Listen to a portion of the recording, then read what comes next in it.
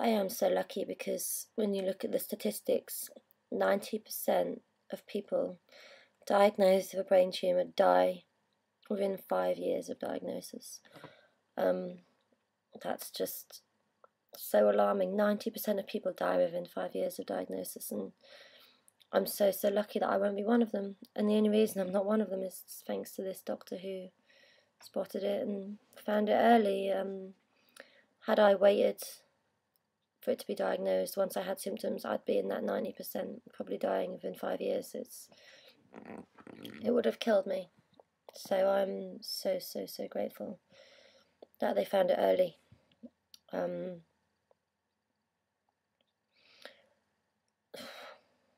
even explain how grateful I am. But so luckily for me, I get to live. I went home that day. I just said to him, look, can I go home? I told my sister, she's only 17. I made jokes. I walked out of the hospital singing I've Got a Golden Ticket of Willy Wonka, just as a joke to try and lighten the situation. Just saying, look, I can now go home and tell everyone what I think of them, just to try and cheer my sister up. Went home, had a really big Chinese, told my other sister. And then I didn't really know where to go from there, or how to feel, because they said Adam Brooks will be in touch with you. Someone from Adam Brooks will contact you about coming in. And I had to wait for this letter, which to me was like waiting for my fate. I had to wait about a week and a half for this letter, and it's just every day just thinking what's going to happen. On going home that Friday, that weekend, I moved all of my stuff out of my apartment. I got a new tenant in, and I moved into my mum's, thinking I needed to start taking care of me. I'm not going to be able to look after myself. I could have seizures at any moment, because we just didn't know what was going to happen. We didn't know how aggressive this brain tumour was. So I moved in with her. That was the hardest week ever, just waiting for that letter to go to Adam Brooks. And then I think I had an appointment 2 weeks later. So I think it was about 3 weeks I waited. And then I went to Adam Brooks not knowing what to expect. I just sat there in a waiting room full of old people. And then I met my surgeon, Mr. Stephen Price. We Googled him and found out he was one of the best in the UK, if not he was voted the best. And I was so pleased, and it was just really weird. We went in and he showed me a picture of my brain, all these pictures on the computer. I had to take a picture and Instagram it, of course. And it was just weird being told all these things. My mum had a little notebook out, asking him loads of questions, and he said it's not an astrocytoma, which they thought, which is the most common form of brain cancer. It was okay, bear with me, try and pronounce this, oligodendroglioma. Try and say that when you're drunk, right? I have had to. It's another story. Now, these oligodendrogliomas, they are a very rare form of brain cancer, affecting maybe 5% of people who've got brain tumours. It's still mostly easy to treat, especially where I am. Where mine is, if you're going to play tumour trumps, I've got the best type. It was just there. So he explained what we were going to do. He said, we're going to monitor it for 3 months. Because I wasn't having seizures, he was able to monitor it.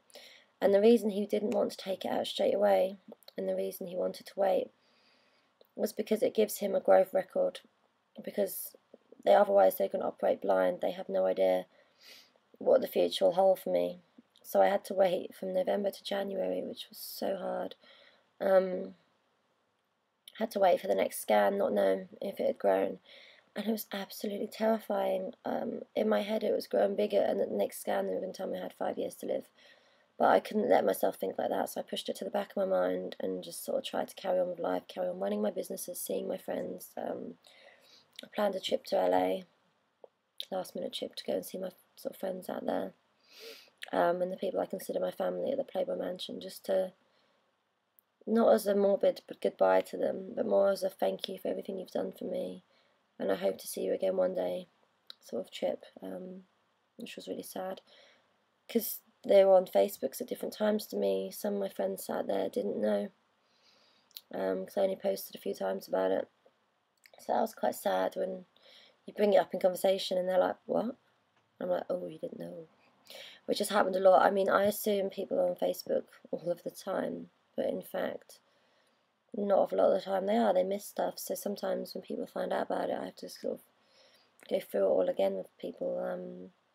I don't mind. Everyone's really caring, which is nice. So yeah, so waiting for that scan was just horrible. I had a real fear of going out public places just in case I got bonked on the head with something, a bottle, or I did actually have a bottle thrown at me in one of the clubs and it hit me on the back of the head, and I spent about 6 hours in A&E having tests to make sure it hadn't hit my brain tumour. And after that, I was just like, I just don't want to go clubbing again.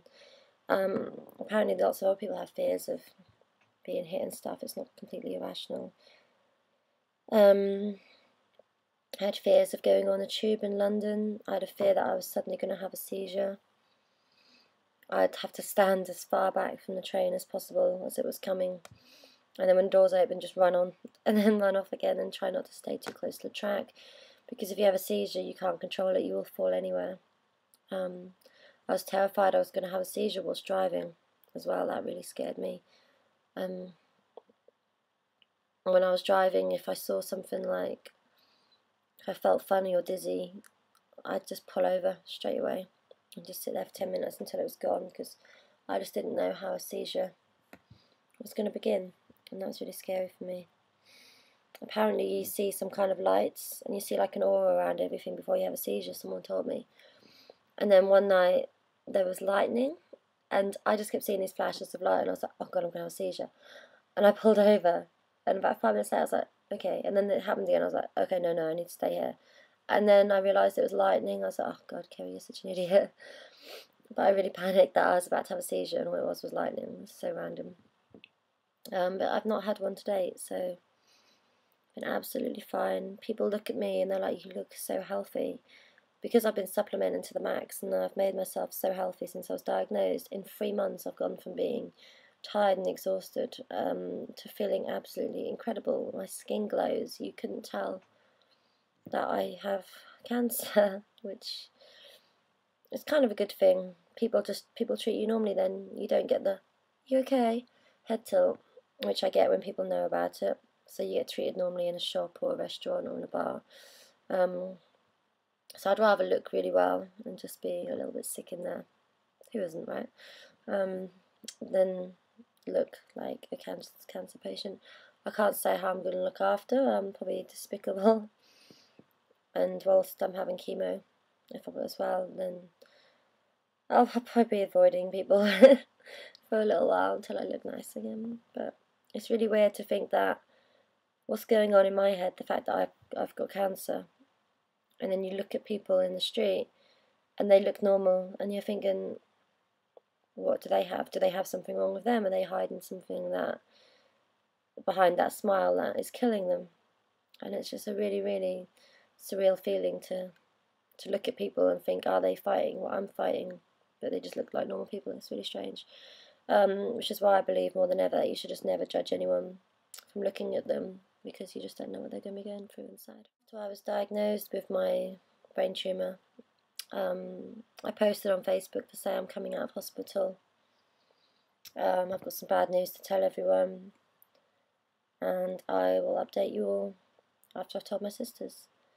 Of course, you get the hundreds of comments of what's wrong with you, are you okay, and people texting me, and I was just like, I just wasn't ready for it yet. I felt it was something that if I only told my family and close friends, as much as they would keep it to themselves. People talk. Say my sisters at work, the boss might have said like, oh, how come you're very upset? Or they might tell their best friend, and of course their best friend will tell someone else, or their mum, and then they'll tell their friend. And I just thought it's easier just to tell my family face to face, and then just tell the world on Facebook. I thought it was just easier to tell my family face to face and then just tell the world on Facebook, because otherwise everyone would gossip. Everyone would be like, have you heard about Kerri Parker? She's got a brain tumour. You know how Chinese whispers are. Suddenly I'd be dying or something. I don't know. Goodness, it's Norwich, isn't it? It's drama central, gossip central, and two-face central. So I felt, just tell everyone on Facebook at once, make it public, and then everyone knows, everyone's informed, no one can talk behind my back then, which I really, really hate. So I just did a status saying, I've got a brain tumour, don't know what's going to happen. That's about it. I had hundreds of messages and hundreds of comments of people who couldn't believe it and they were upset, and which was really, really sweet. Thank you guys. I had hundreds of messages from people and comments and texts and just people sharing statuses, writing statuses about me, just really, really, really lovely and supportive. So thank you, everyone. That really kept me going for a difficult few days, was talking about it openly. And I thoroughly recommend anyone who ever gets diagnosed or knows someone, just talk to people. Because people had stories of hope for me. People had just kind words to say, but just that kind of support on that level that you get is tremendous. So that's my best piece of advice, is just talk openly about it. I know some people will struggle with that and some people can't, but at the end of the day, that helped me so much, was just be able to share my story with others and let them know what I'm going through and be on that journey with me. Just being honest with everyone, it really, really helped.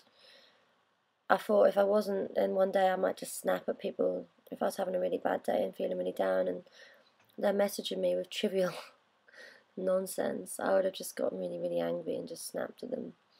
So I thought, it's better everyone knows, and then if I get cranky, at least everyone knows why.